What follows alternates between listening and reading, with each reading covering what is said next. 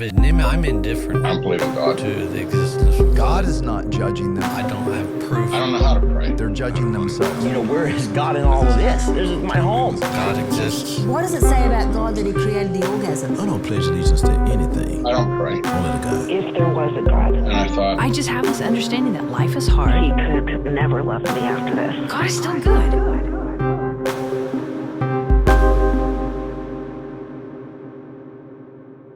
Hey there, Maybe God family. We are so glad that you're joining us today. I'm your host, Eric Huffman.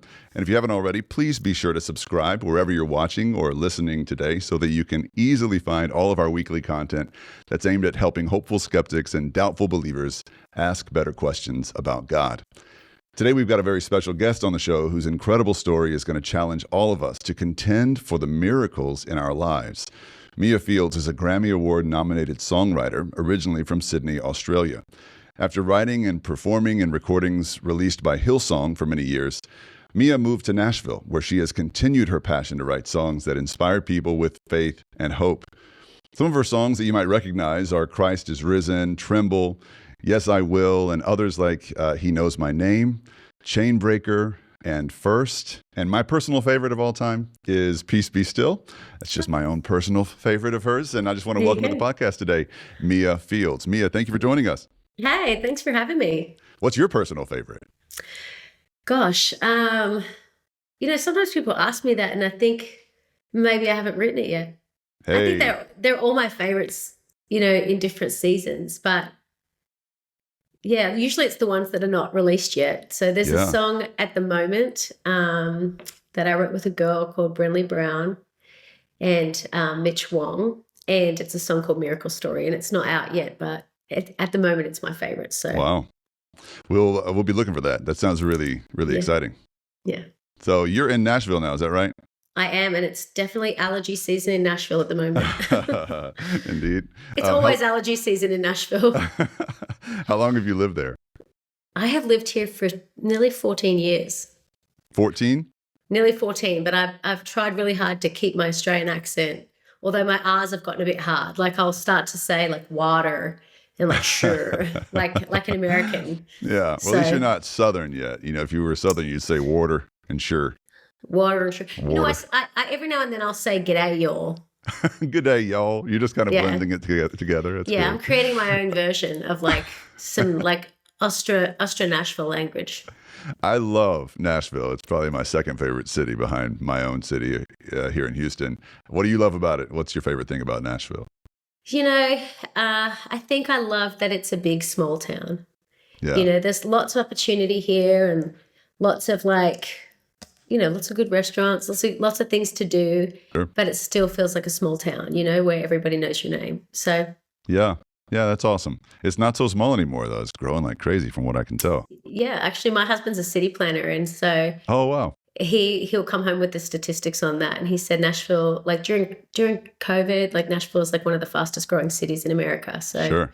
Well, I see the appeal. Definitely sure. got busy. Yeah.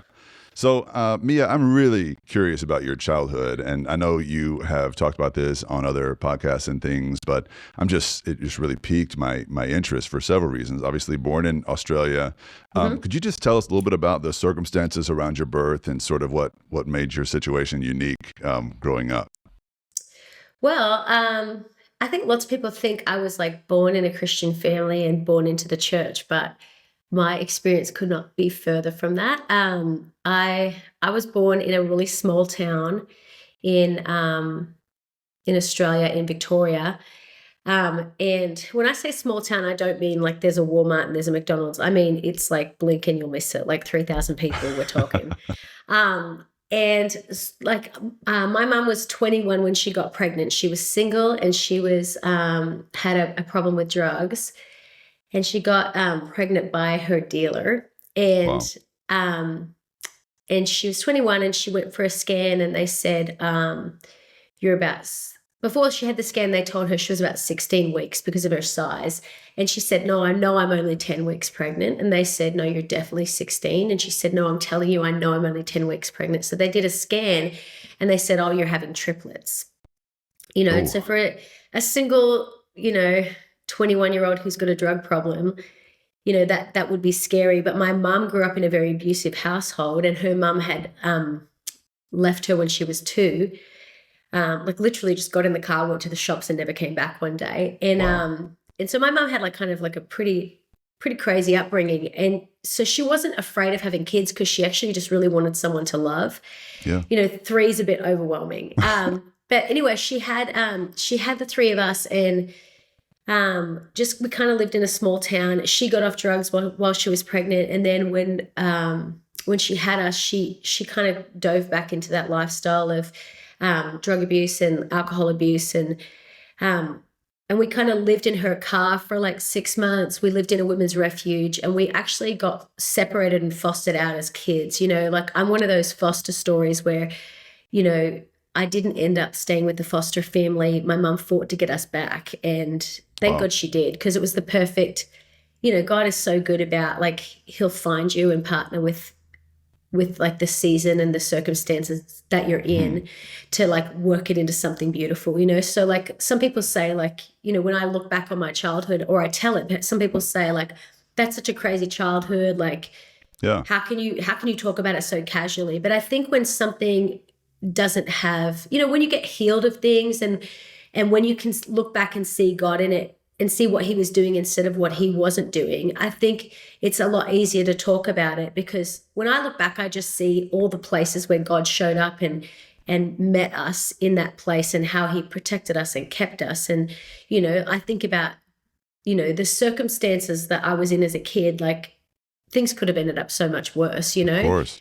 But it was actually the Salvation Army who, when you go into the mall at Christmas time and you see those trees and there's all these like little Christmas angels, and they're like, you can take the tree and like it'll say like the name of the kid, and then like a gift you can buy them. I was one of those kids. I was like a Christmas angel kid, and the Salvation Army would make us Christmas angel kids every year, and they would give us food parcels. And then when we were like 5, they just started coming around past our house and stopping out the front of the driveway where we were living. It was like this, like kind of a house in the projects. Like they would stop out the front, and they would on a Sunday morning and pick us up for Sunday school. And my mum often would be like, passed out, and like we would just get up as like little 5-year-olds and walk out the front and get in the van, which is kind of scary. It's kind of scary. Like these little 5-year-olds just getting in a stranger's van.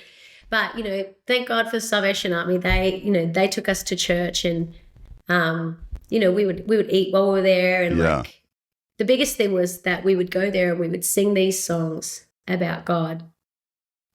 And I remember it was like always the happiest I felt, and it was always the safest I felt. And then one day they said, if you want Jesus to live in your heart, he'll come and he'll be your best friend, and he'll never leave you, and you won't be afraid, and you'll have a friend all the time who's with you wherever you go. And for me, like my theology has not really changed that much. It's, not that it's not matured, but it's, I think it's often the simple things that like stay with you. And I've found that not just to be my mindset, but to be my experience, that he's been the closest friend I've ever had.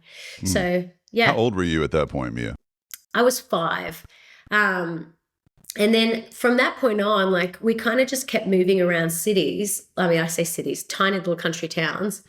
And when I was 8, wherever we would move to, we would find a Salvation Army, and we would just start going to the Salvation Army, me and my sisters. And my mum was really happy for us to go, because she just so badly didn't want our lives to turn out the way, for us to have some of the same experience that she did, like, have like the same generational stuff. So she was actually really happy for us to go to the Salvation. I mean, she was quite protective about like, even when we were growing up, about like not doing certain things and not going certain places. But when we were 8, my godfather actually got saved, and he said to my mom, like, you should come to church with me. And we were like, yeah, come to church, and so she came to church, and it was during the Toronto revival. Yeah. And I remember she went up the front to like say the salvation prayer, and she went up the front and she fully got like laid out in the spirit. And she was like, what the bleep is going on? Like she like swears, which I think is so wonderful. Like how wonderful, because that's like just such a normal response for someone who has like not had any experience of church. And, then from that point on, she like got clean and like gave up drinking, gave up gave up alcohol and drugs, and she actually ended up like marrying my Sunday school teacher, who was like the greatest dad that I could have ever asked for. How old were you then? I'm sorry to interrupt. Yeah, we were 9. Okay. So, it's funny because like she always thought my Sunday school teacher was cute. She would see him around town, but she was like, well, he's always got kids around him, so he's probably married. But he had kids around him because he was the Sunday school teacher. So, wow. Yeah, and he but became he's a like, father to you? oh, he's the greatest dad. I think he was always the dad that God picked for me, Wow. He's just such a tender-hearted, like faithful, constant person, So, so I look back at my childhood and, some people could look back and go like, that's a pretty wild childhood. Like I look back and I go like, how good is God? Look at how God found us. Wow. Look at how he showed up, and look at how I got to see my whole family encounter him in a way that changed the course of our lives, Yeah. So are you still close with mom and your dad? Oh yeah. Like, yeah, we go home every year, like for, Wow. I drag my husband to Australia every year, usually for Christmas. What about your sisters? Yeah. Still really close with my sisters. I talk with them every day. And then I have 2 younger sisters now, who are 11 years and 16 years younger than me. Wow. Yeah. Big spread. Yeah, and it's awesome. Oddly enough, you're the middle child, right? Because you were the third out. Is that what I read? I feel like I'm like the eldest, the middle, and the youngest, because I'm the eldest as far as like we're all 40, the triplets are 40, and then I'm the middle of like all the girls, but then I'm the youngest of the triplets. So yeah. So forgive the sensitive question here, but have you ever met or interacted with your biological father? Yeah, I have. I've met him a bunch of times. My mum actually didn't even tell him about us until we were 2. And she wrote him a letter and just said, by the way, I got pregnant and I've got triplets. And, I've met him a bunch of times. I've met his other kids, but I think he just never really got off that path of like drugs and alcohol. And, That's hard. I think I don't really think of him like my dad. Yeah. Because I think what makes a dad is not how you contributed in 10 seconds, Right. if I can say that. Sure. Yeah. I get it. So I kind of think of him like, yes, like I have some of your DNA, but, I think of my stepdad as I don't even call him my stepdad. I never have. He's just my dad, Yeah. Yeah, like you said, he's the dad that God had for you all along. Yeah, that's awesome. You've mentioned in other conversations that you had a sense of purpose as a child, like divine purpose. And I'm just curious how early on you sensed that, and how you knew it was God, sort of giving you a calling, even in childhood. I think everybody gets giftings, and like God gives everybody different things to steward, and some get 5 and some get 10 and some get 1. I always felt like the kid that got 1. Like I didn't feel like I had all this like supernatural talent. In fact, I kind of felt incredibly average, but like in the natural, but I had this big faith gift. And so when I would hear things like God knows the plans he has for you and it's a plan to bring you a future and a hope, I would believe that. I would hear things like, teachings on like, many are called but few are chosen. And I would think I'm chosen, even though I'm a clone of 2 other people in the natural, and like they are the talented ones and I was kind of like the dud, I was like, my sisters are incredibly talented. Like, so it was like, intimidating to grow up looking like 2 other people and knowing you're not as talented, knowing you're not as skilled. We would be in school plays and stuff like that, and they would be, the 2 lead characters, and I would be tree number 4, But because I had a sense of purpose, I would think I'm going to be the best tree number 4 that anyone's ever seen. Like people are going to go home and talk about tree number 4. Even though essentially you're a prop. I think I also never really it comes back down to that childlike faith, which I think is easier at 5 to develop a foundation of, and to be convinced about, when you're 5 and you hear that you're special, I think sometimes that's easier than hearing it when you're 25, Yeah. And so I would hear people teach on things, and I would hear people teach on like the way that Jesus thinks about me, and I just believed it. Like Yeah. And It's I think I just interesting. didn't stop believing it, even though I didn't have like the goods and the natural to back it up. Yeah, right. And it's interesting to me, your story is so intertwined with music from the start. I mean, and I think we in the church often undersell or undervalue the importance of music Right. as far as it being a teaching tool and a real ministry tool. You know, it's almost treated like a pregame show in a lot of churches where we're just getting Yeah. warmed up for the sermon, and the sermon is sort of the thing. My church is kind of wired that way, and yet the stuff people go home with are the songs that we sang that they remember and they sing throughout the week, and the theology sticks with them. The Oh, messaging totally. of the songs stick with them way more than my sermons do, and I think that's just how God made our brains, right? Like the worship book of the Bible is a song book, right? And Yeah. so even at 5, you were so touched by those songs that the Spirit moved through those and in a powerful way. When did you first start putting pen to paper and writing music or writing songs? Well, I started writing poetry, like incredibly bad poetry. But I said like, lots of people, some people get a gift of like, 5 talents or 10 talents. I had this one thing, and like, I think the spiritual gift was that I had a gift of faith, which I mean, everybody gets given faith, I think you just choose whether you want to grow it or not, I think I have a lot of people say to me like, oh, can you pray for me to have more faith? And I'm like, it doesn't work like that. It doesn't work like that. You've already been given a measure of faith. You don't have it because you don't use it. It's a muscle. Yeah.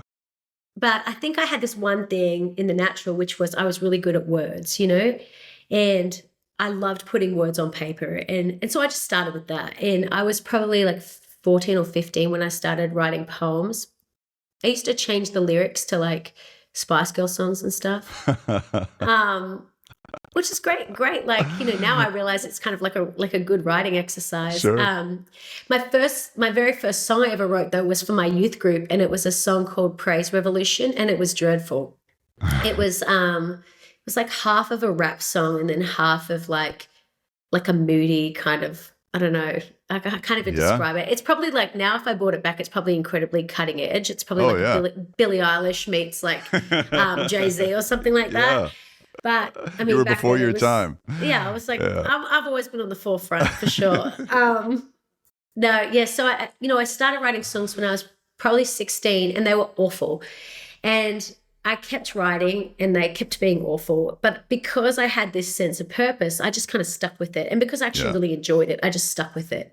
Yeah. And then, so my story is like really one of not like having this incredible talent, and having this one little thing and trying to multiply it. Wow. And just being really faithful with the one little thing and then watching it multiply as I just kept at it and persevered. It's like really a story of perseverance. Yeah. And it's such a deeply biblical principle. Totally. It's all over the Gospels where we take something small and just tend to it. Yeah. We grow what the Lord gives us, and we're stewards of it. And faithful stewards. I love it. I think that's hopeful for people as well. Because I think more than people feeling like they're super talented or like they have it all together, I think lots of people feel like they don't have anything that special. Right. And I'm proof that you don't even have to be that special. You can be like the weird kid with cystic acne, like who lives in the back end of like a really tiny town and plays the tuba, and then you just stay convinced that God thinks you're special and he wants to use you for something intentional and something significant. And then you just keep stewarding what's in your hands and like being like, okay, I've got this little thing and like I'm just going to grow it. Right. So good. Now, when you first kind of came on my radar, I kind of knew your songs. I didn't know much about your story until I heard you tell the story of waiting on God for a husband and how God sort of delivered a husband to you. I would love it if we could get into that story. I know you probably feel like you've told it a bunch of times, but I try not to tell it over and over again, just because I'm like a big believer of not making huge mountains out of moments, I get it. Yeah. But I also kind of think it is, there could be someone who listens to this who hasn't heard it before, and so it's good for them to hear. So I'll give the summarized version, just 'cause it's quite a long story.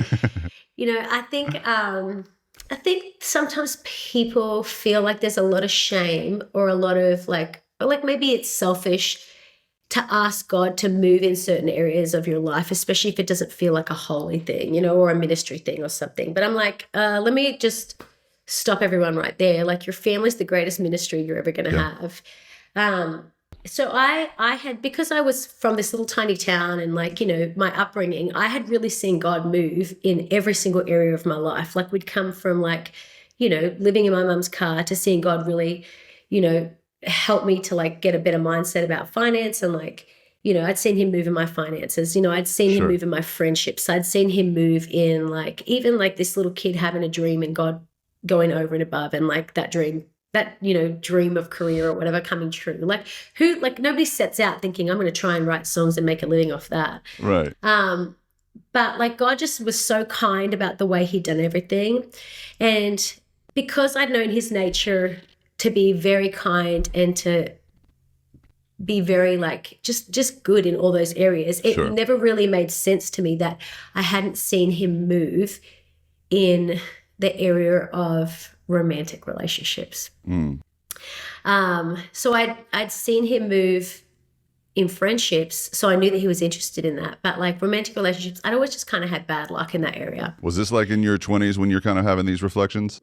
Oh yeah, because I didn't even kiss a boy until I was 22. Like, wow. And I say that like in a very morally superior way, but like actually that was not the case. I just was like, it wasn't your plan. No, it was my plan. I just played the tuba, and I was like really chubby and dressed weird, and like had cystic acne and glasses before they were cool. Yeah. I was of the glasses era. Like, now people are like pretending they wear glasses because it's so cool. Like, but like the glasses I had, like, just not cool. Right. It was a different time. Yeah, it was a different time. And it was like budget eyewear, like really like the cheapest glasses you could get. So it was, like one Band-Aid short of being like really uncomfortable. Yeah.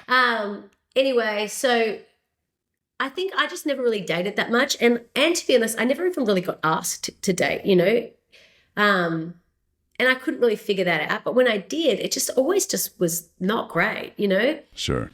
And, I think it's good to like self-reflect and be like, am I the problem? Like, but it wasn't even that, like, it just didn't go great. It was like, I just didn't have peace about it. And I thought, gosh, I hate the idea that I'm going to have to push through and just like keep, staying in something I don't have peace about. Like, if this is what marriage looks like, you do something that like makes you feel stressed. Like, I don't know that that's a good road for me.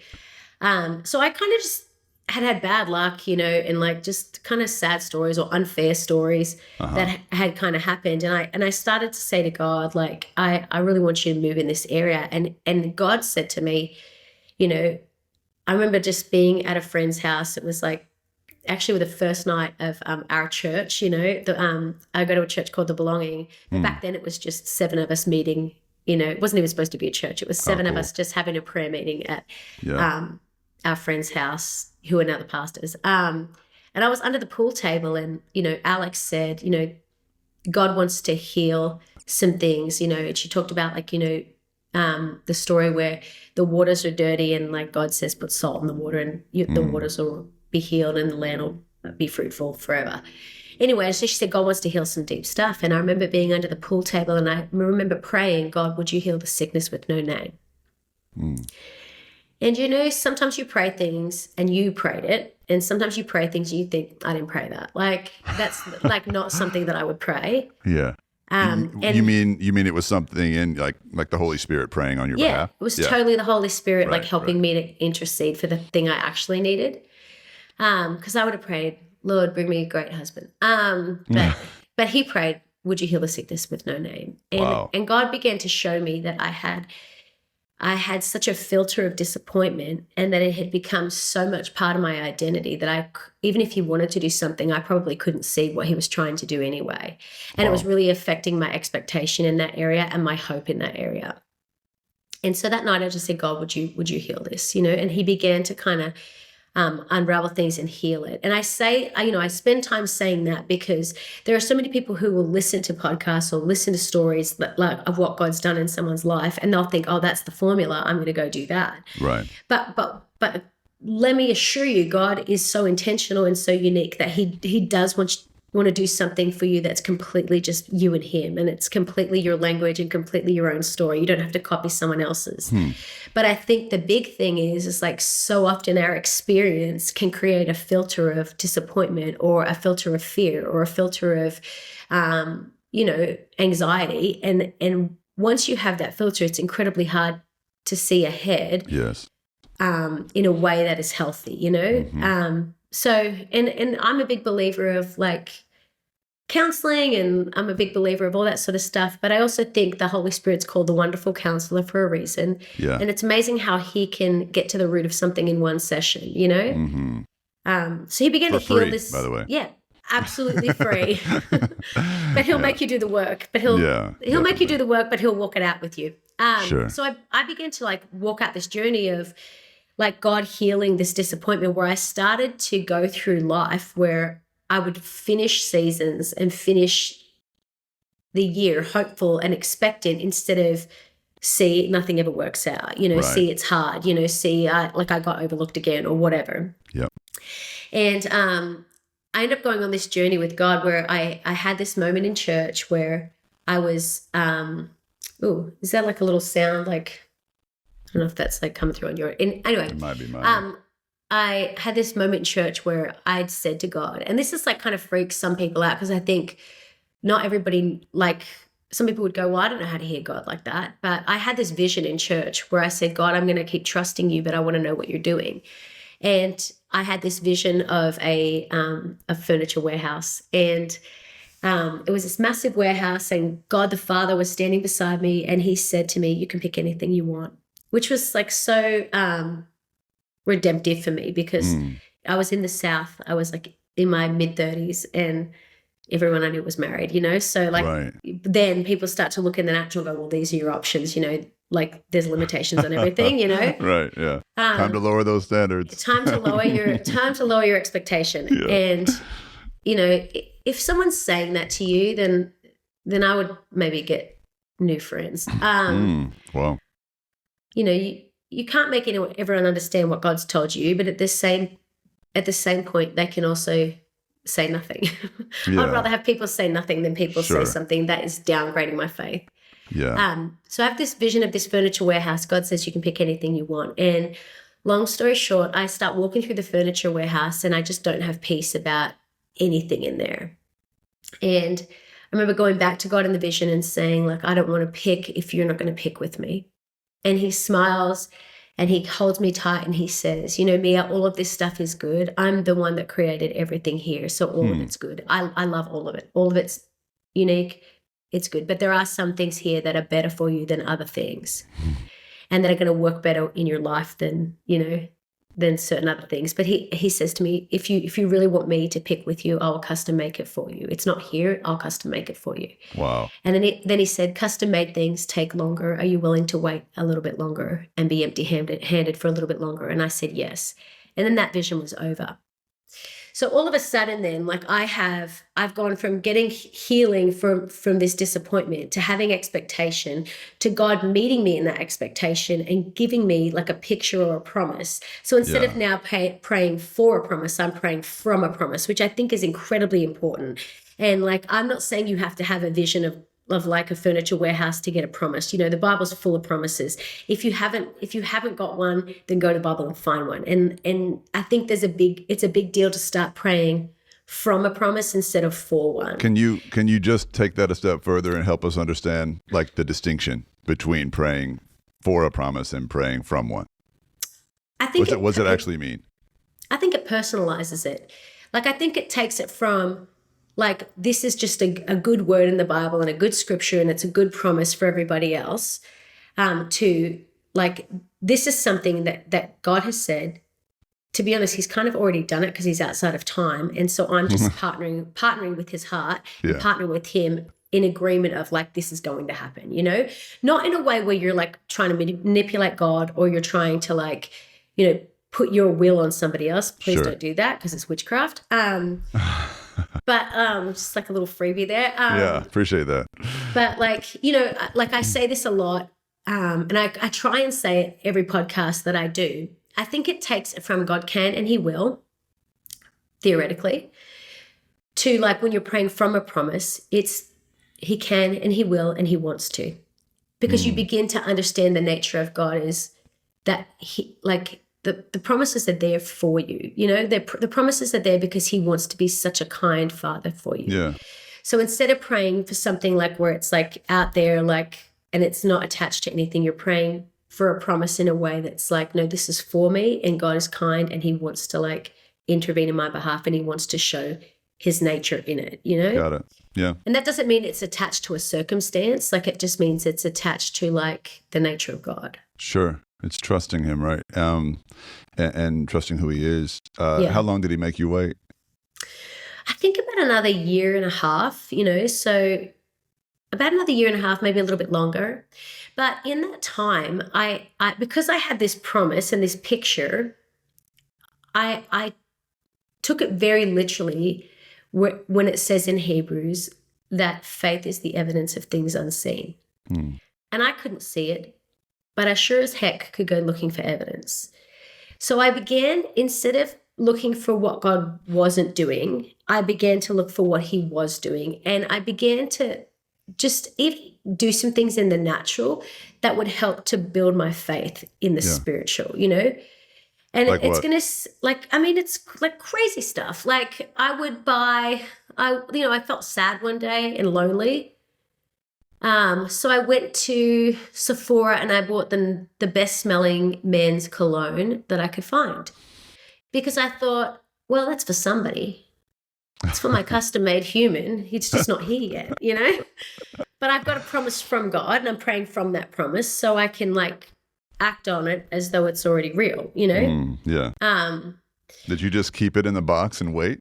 Oh, yeah. I put it in a box and I actually ended up gathering this whole box full of evidence. Yeah.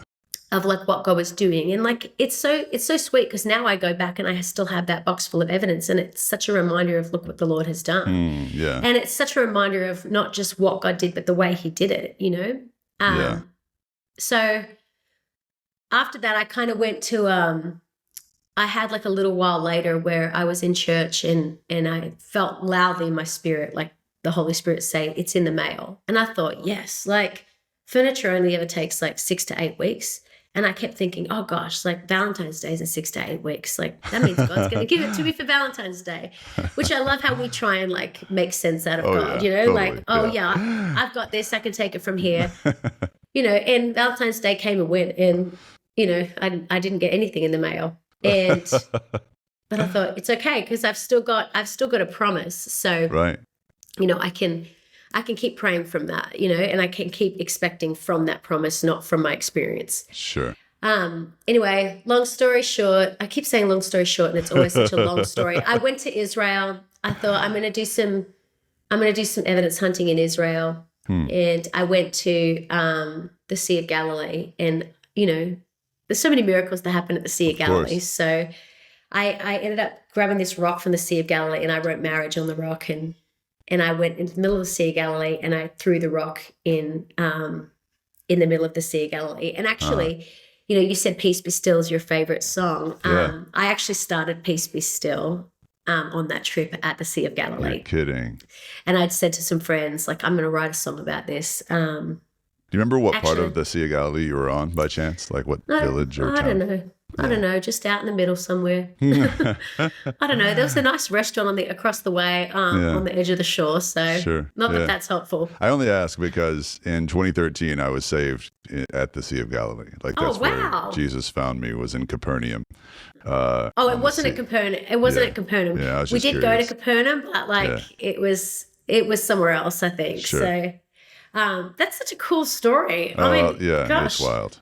I got saved in a little tiny Salvation Army of like 40 people. Hey, like, that's a cool story the Sea too. of Galilee is way cooler. Yeah. It just took Jesus longer to get through to me. So I was a little older than you. Yeah. Well, Peace Be Still was nearly the title of that song was nearly called Galilee. Wow. And then we changed it to Peace Be Still at the last minute. Amazing. So anyway, I was in Israel. I ended up going after the Sea of Galilee to this market and I bought these rings. Like I bought a ring. I thought I was buying a ring for me just to remind myself, like not to have like a fake wedding ring, but just because I was like, I want to remember everything that's happened in in Israel. Sure. You know, I'd gone to the Wailing Wall, and instead of praying like, God, please do this, I actually left a thank you note in the Wailing Wall for God. Like, thank you that you gave me a promise, and that I can just sit on that promise and just wait until it happens, you know? Yeah. And keep partnering with you till it happens. But I bought this ring and I put it on. It was like a bit big, and all of the rings were too big. And the lady said, actually, they're all men's rings. We only have men's rings. And each one had like a Hebrew saying on it. And I remember having 2 rings in my hand. And I put one down and I said, what does this ring say? And she said, it says, I'm for my lover and my lover is for me. And I ended up buying that ring. And when I got back from Israel, I was like, it's probably a week or 2 after getting back from Israel. And I was about to go to bed, and I got an email on like Facebook, and it said, you probably don't remember me, but 2 years ago, I saw you at your church and you smiled at me. And I've remembered it ever since. And I don't live in Nashville, but I would love to take you on a date. And I was like, oh, this is the guy. Man, I've heard this story before, but I just got chills again. So, yeah. wow. And you know, it's so funny. Like in that moment, the Holy Spirit like just says to me, I told you it was in the mail. And I like had a little giggle because I was like, he's got such a good sense of humor. Like the email, it's in the mail. It's in the email. So, and so I would love to say like, then I got this email, we went on a date, and then like everything worked out. And actually, Magical. yes, it absolutely did, Sure. and even on the first date, we kind of were like, we're going to get married probably. Wow. But then, you still have, when you get a promise, you still have the opportunity to partner with what your old experience is. Sure. And so it was like a wrestle for me of like getting this email and feeling so much expectation and so much hope about like, this could be the guy, like this is it, like, and feeling God on it, feeling peace on it.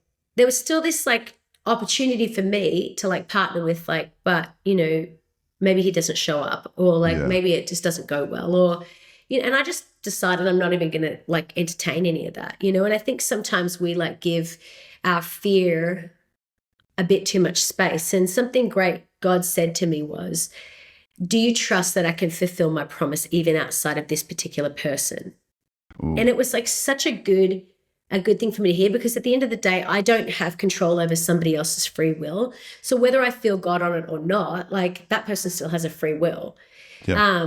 And it was a really good thing for me to just go back and be like, yes, God can completely follow through on everything that he said. Right. Regardless of whether this works out or not, And I think I kind of like went into dating from that point of view. Sure. And just like I kept falling back on that, like regardless of Joren, God's got this, And Joren is the name of your now husband, right? My sweet husband. And like, how cool is this? So Mia Fields means, in Italian, Mia means my. So Mia Fields means my fields. Uh-huh. And Joren actually means farmer. Which No is kind way. of, don't you love the Romantic. details of God? Yeah. Well, if you love the details of God, like, and I think like some people be like, oh, you're just looking for stuff. And I'm like, yeah, of course I am. Of course I'm looking for stuff. Like, aren't you? Like, no Right. wonder you're having such a bad experience. It's because you're not looking for stuff. So you're not looking for God in anything. So of course you're like, God never shows up. Yeah. Even if he did, you wouldn't notice. Yeah, and some people are actually looking for not God, like whatever that is. Like they're just looking to prove that God isn't there, or to look for anything. Like, and the one promise of Jesus that keeps coming to mind is like, seek and you will find. Like whatever you're looking for, you'll find it. Absolutely. And I really appreciate your definition of faith. I mean, I don't mean to put words in your mouth, but as I understand it, you sort of define faith as that looking for evidence process, like an active search. Yeah, it's like being so convinced about the nature of God that you're looking for him in everything. You're looking for what he's doing, and in a way where you're like, God, I'm going to seek you because I want to partner with what you're doing and how you're doing it. Sure. Because like, I think in like a Western culture, it's very easy to, we have a lot of people that are saying they've got this God story, but when they tell it, you go, I don't feel God on that. Like, and it's funny because like when someone tells a genuine testimony, whether you can relate to it or not, you feel the presence of God on it. Sure. You go, wow. And there's something about this story that makes you go, if he can do that for them, then he could do that for me, Right.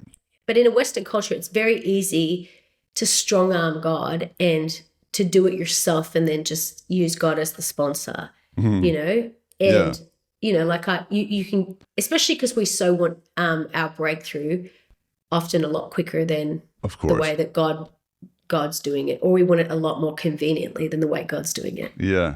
So after the initial date and all of that, how long did it take for y'all to make it to the altar? 6 months. 6 months later, you're married? Mm-hmm. Wow. And if I could ask, how old were you at that point when you got married? I was, I think, 34 or 35. Okay.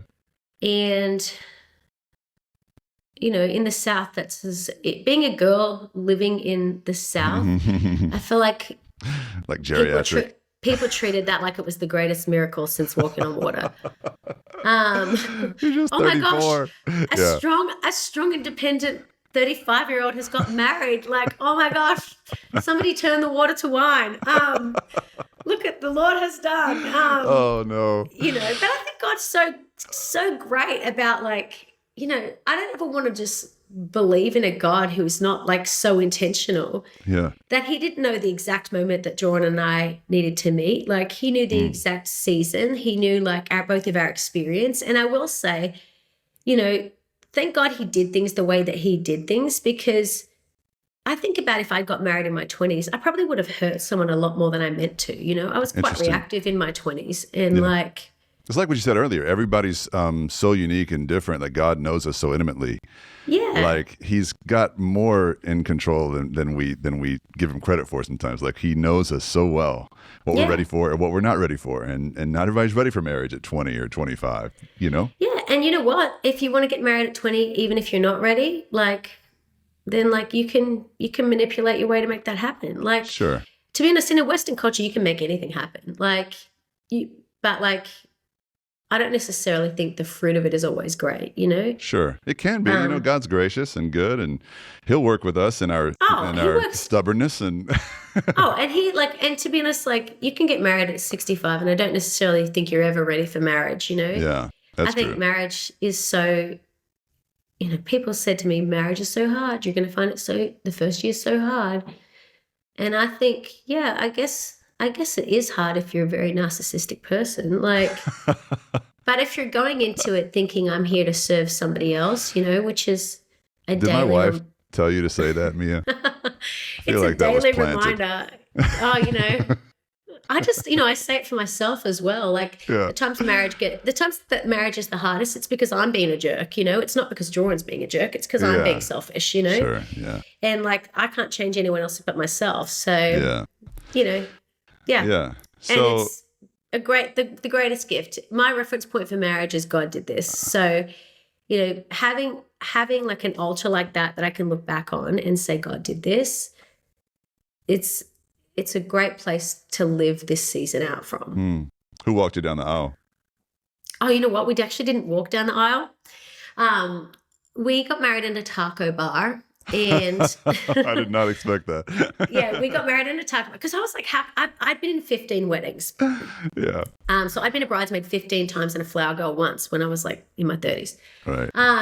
And I wanted to have like the funnest wedding, you know. I wanted it to feel holy, and it was very holy. You know, we still, like, our pastors married us, like Alex and Henry, are like my sweetest friends, and like they married us both, and but they married us while everybody was eating guacamole and having a margarita. Hey, nothing wrong with that. As a Texan here, I can attest. At the end of the day, if you've got a problem with alcohol, then great. Like, you do you, and like everybody just do the season that you're in. Like, you know, you'll be obedient to God, and let's all just like focus on like our own stuff. Anyway, so we got married in a taco bar. I basically emailed everyone and said, hey, can you guys all wear black? Because I didn't want to have like decorations. So I was like, they can be the decorations. The people can be the decorations. So I emailed everyone and said, can you all wear black and come to this place, Bar Taco, at 8:00 on a Monday? And everybody did. And my family, I said to them, don't worry about coming over. It's just going to be like, you know, 4 hours. Like, they'd never been to America before. So I was like, that feels like a big trip. I said, we'll come back over there at the end of the year. And my mom and dad, like, quite chill. So they're like, yeah, great. Like, they hadn't even met Joren, like, until like 6 months after we got married. Yeah. That's awesome. You know, they'd FaceTime with him. But yeah, my dad FaceTimed in and gave me away, and my family FaceTimed in and watched, and it was really holy, and somebody got saved at our wedding, which was kind of cool. Wow. But then everyone just had fun. Yeah. And it was just like such a celebration, and like you felt the presence Beautiful. of God there, but you also, you know, lots of people say they'd change their wedding now, but I wouldn't change mine. Mine was fun. Yeah, beautiful. I'm glad that despite the distance, your mom and your dad were able to be a part of that union. Oh yeah. And that's awesome. I mean, your Sunday school teacher / stepdad / real dad, that guy was able to be a part of it. Oh, he still It gave means me a lot. away. Yeah, Yeah. beautiful. Good. And, you know, since then, obviously, we have heard this little miracle speaking up throughout this interview in the background. Yeah, having a your chat. Little baby Booth. Yep. I asked you before we started if you had I think I said a parrot or a baby. And she sounds like a cat also sometimes. She's a little bit loud. Yeah. Yeah. And You she know, probably... most of the time she's kind of like pretty chill and quiet, but I think Joren's playing with her in the other room. Yeah. So she gets like super excited when he's home That's playing what with dads do. her. Yeah. Good stuff. So when you say the phrase "contend for your miracle," is all of this like searching faithfully for evidence and trusting God's promises actively in your life? Going to the store and buying cologne for a man who's not in your life yet. Like is that what you mean? What I mean is like you get convinced about the nature of God, and you get convinced about what he has said, because it's really easy to second guess, well, did God say this? But I'm like, if you don't have like a God who's wanting to speak in your life, and you don't have like promises that you're praying from, then what is the point? Like it's basically just leaving everything up to fate. And I just don't think that's how God works, you know? Yeah. So, you know, when I say contend for a miracle, usually it's me saying, I know that I heard from God, so why would I take no as an answer? Just because my experience is the opposite of what I'm believing for. Yeah. You know, so, and I'll use Booth as an example. So we called our daughter Booth because of the Salvation Army. I got saved in the Salvation Army. Yeah. William Booth started the Salvation Army, which is why she's I wondered called, what the connection was. That makes all the sense in the world. Yeah, the Booth family was pretty amazing group of people. Yeah. So, but, you know, about 2 years into marriage or a year into marriage, we started thinking about kids. And I had like this little health issue where I was quite anemic. And I'd kind of gone to the doctors for like a year and a half, 2 years, trying to figure out what it was. And we just couldn't really figure out what it was in America. So one year when I was home for Christmas, I went into a doctor off the street, you know, in Australia. And I just said, look, this is the issue I'm having. And he said, oh, like, let's just send you down the road to this place called Q-Scan that does ultrasounds, like for a scan. And I was like, okay, great. So I got a scan, and that night I had a dream that I was 20 weeks pregnant with twins, and one was bigger and one was smaller. And I remember in the dream holding my stomach and saying to this doctor in the dream, is everything okay? Is everything okay? And like he said, everything's okay. You've got nothing to worry about.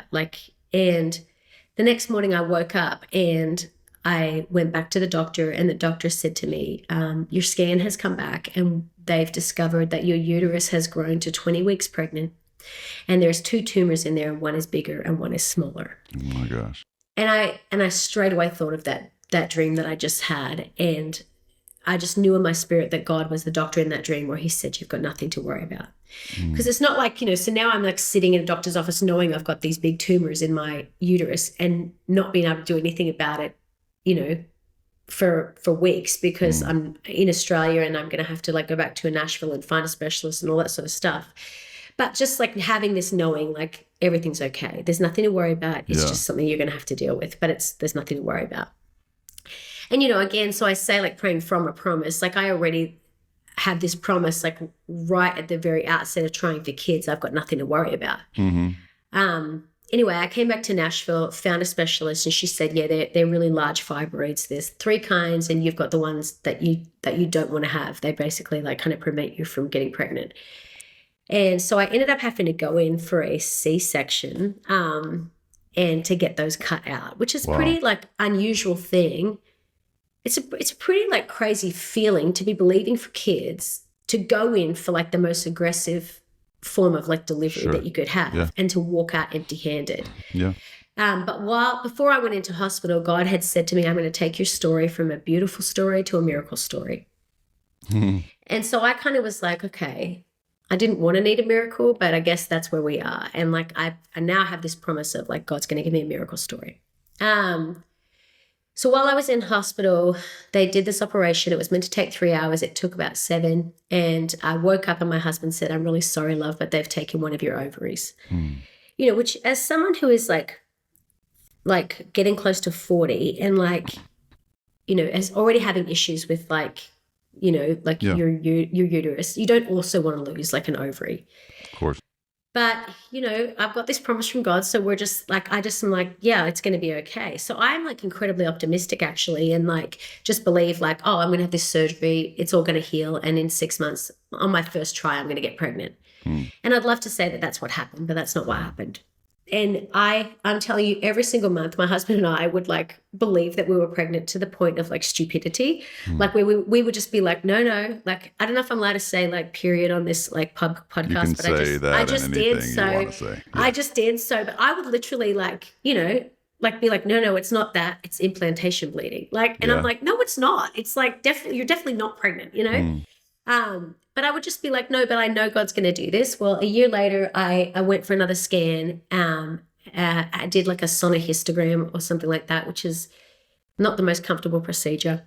And then they did another scan. They said, actually, those tumors have grown back and we're going to have to cut them out again. Oh, my. So then they had to go in and cut them out again.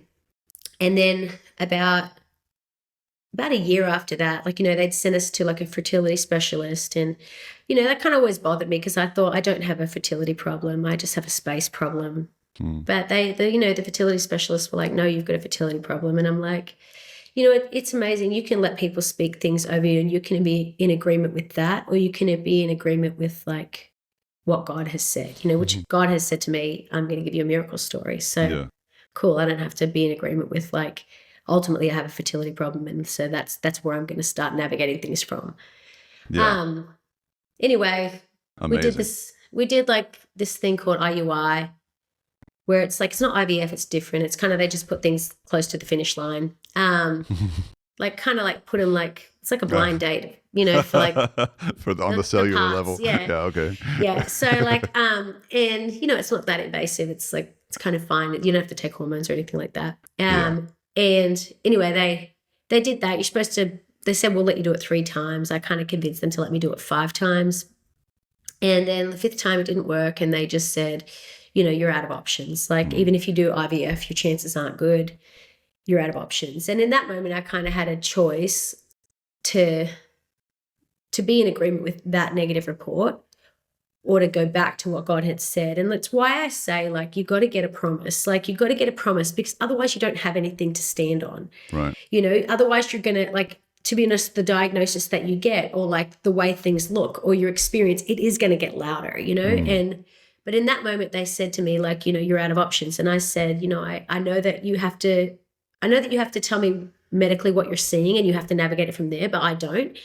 And I said, respectfully, I'm not out of options. I'm God's favorite person and I'll call you when I'm pregnant. And I got up and I walked out and I just said, like, don't call me. I don't want to do any more treatments. I don't want to do anything else.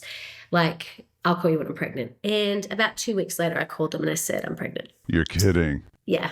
Wow. So it was so fun actually because the same day we were at this, our church had this conference and my pastor, like, I got that report and I was like, no, I'm going to get pregnant. And I'd got that report and I got back to like the conference and my pastor had said, like, you know, she was halfway through preaching and then she just stopped and she said, Mia, I know this is a bit weird, but do you mind if we all just pray for you? And I was like, yeah, go for it. Like, you know, which I think, you know, you got to let people in. And sometimes it's not just for your miracle. Sometimes it's for their miracle as well. Yeah. And for them to build their own faith, you know, to see a real life miracle like outworked. So, you know, that the whole conference prayed for us that day and believed for a miracle. And it was so sweet. We just had that conference again, like 3 days ago. Wow. And Alex was like, Mia, can you come on stage and pray for people that are believing to get pregnant? So I took Booth on stage with me and Joren came with me and we prayed for people to get pregnant. And it was so great because like so many of those people were there the year before, and they reached their hands out and prayed for us. Yeah. And like they're getting to witness a real life miracle. Oh my gosh, look what the Lord has done. Sure. And the crazy thing was, like, in that room the year before, like, you know, they prayed for me. They said, Mia, can we pray for you? There was another girl called Mia in that room who was having fertility issues. And she was like, I know they're not talking about me, but you said Mia, so I'm going to stand up and like get the prayer anyway. She fully got pregnant. Oh my goodness. Which, how cool is God? He's so creative. Amazing. Yeah, he is. So I'm just so happy for you and for your Thank you. family. It's just such an amazing story, and I hope you don't stop telling it, even though I understand the concern about, you know, we can make sort of idols of our stories if we're not careful, and make It's it not that seem I don't like want to tell it. Like, it's just that I want to keep having stories. You know, like I want to keep Right. having. yeah. You know, I want to keep walking with God, and like for Yeah. every season to have like a look what the Lord has done. Of course. You know, in it. So if I had a point of concern, I guess, for people listening who, let's say they've heard a promise from God, or they think they have, and, you know, whatever that is, maybe it's marriage, maybe it's a spouse, maybe it's a child. And years have gone by and nothing's happened, and they feel further from that promise than they were when they received it. And, Yep. you know, in some cases, we're talking decades, not years, you know, like Yeah. people who, and, you know, at some point you just start to get really jaded and cynical about hearing stories like yours, and frankly, like mine. I've got similar stories I could tell, you know, that sort of sing the praises of God and show his miraculous ways. There are just people who have trusted and tried to trust and believe in a promise that never came. Yeah. Or they received a promise, and like you mentioned earlier, like the free will component, like people can screw promises up. And, you know, I think about a family I'm working with right now who got a promise for a child and raised this child with all their love and care. And at early 20s, he was hit on his motorcycle and he's gone now, you know, but they had a vision from God for his whole life that was ahead of him, and then he's gone. And so it's like, I feel like sometimes we can run the risk of making God sound like he's like a genie in the bottle for us, but not for other people. Like we do it right because we got our answers that we wanted and other people don't, or something. Like, how do you thread that needle when you come against, you know, someone who says, look, I used to believe what you believe, but life has taught me otherwise. Right. You know, it's so multi-layered. You know, I think about like even the family you've just talked about, and it's tough because like that experience doesn't stop being tragic until the other side of eternity, you know?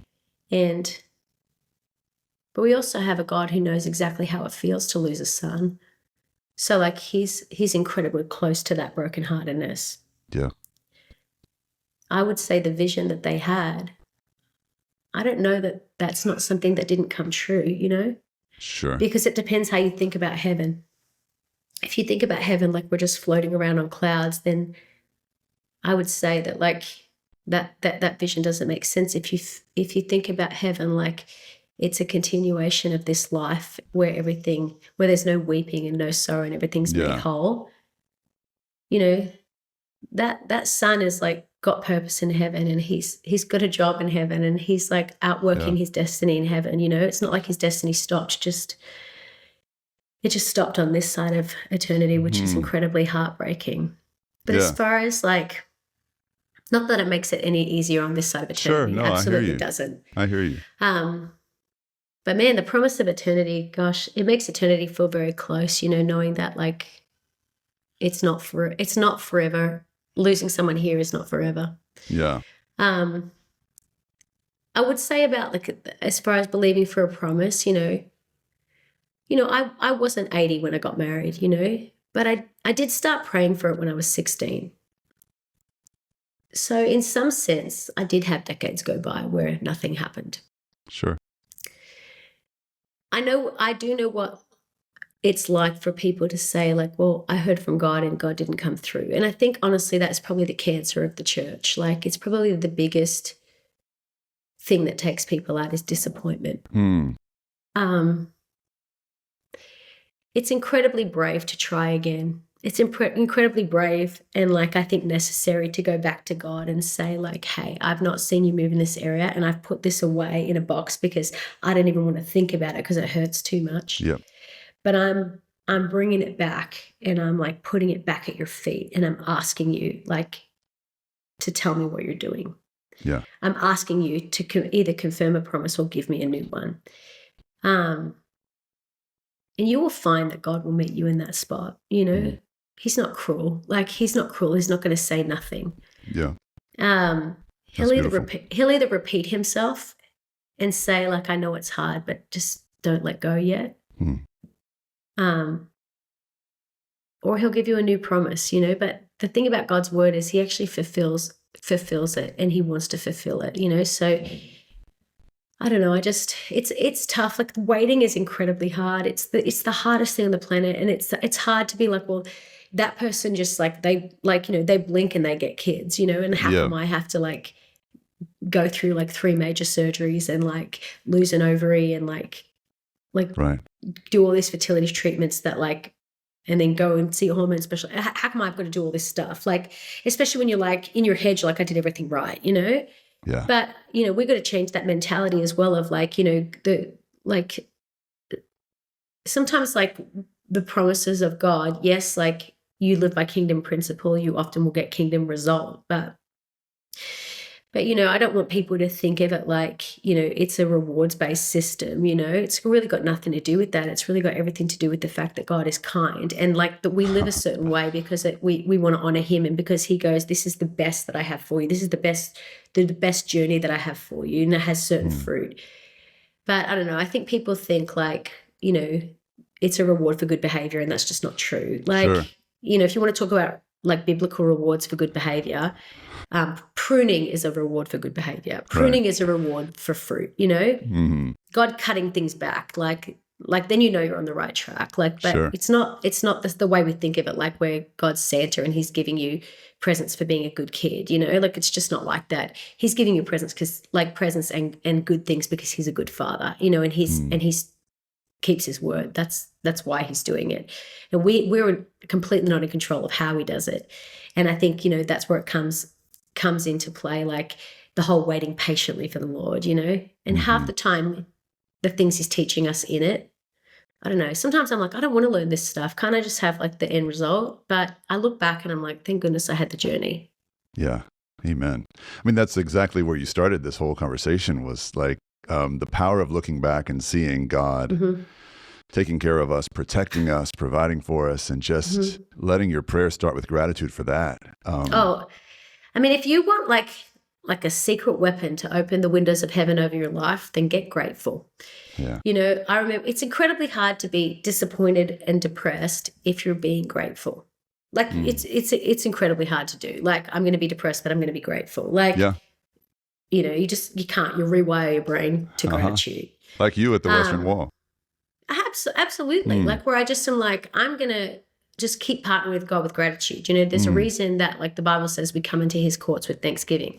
I mean, if you want to present your case to God, if you got a promise and you haven't seen it happen and you've sat on it and you know it's from God and like, you know, it's biblical and like, you know, it's not like praying for, you know, something random that like God would never back. Yeah.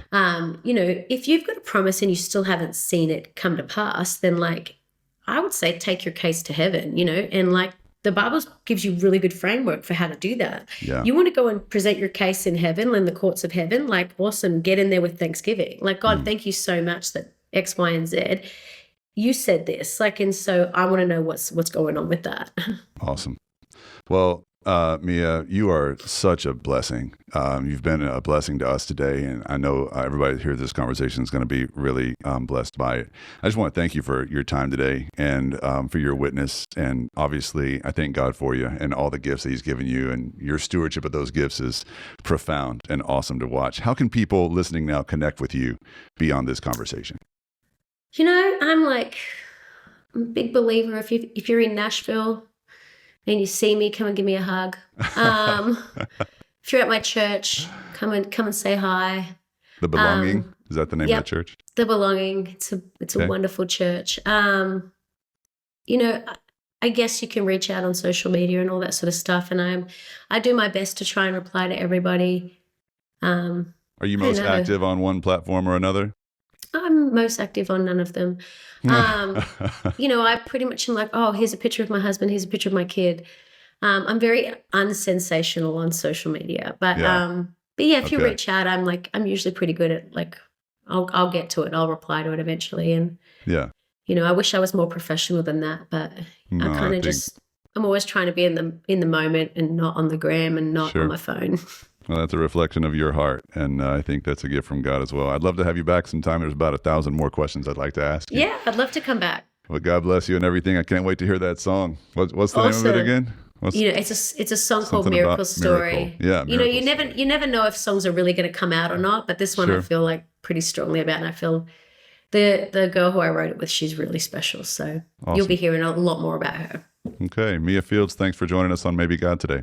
Thank you. Bye-bye.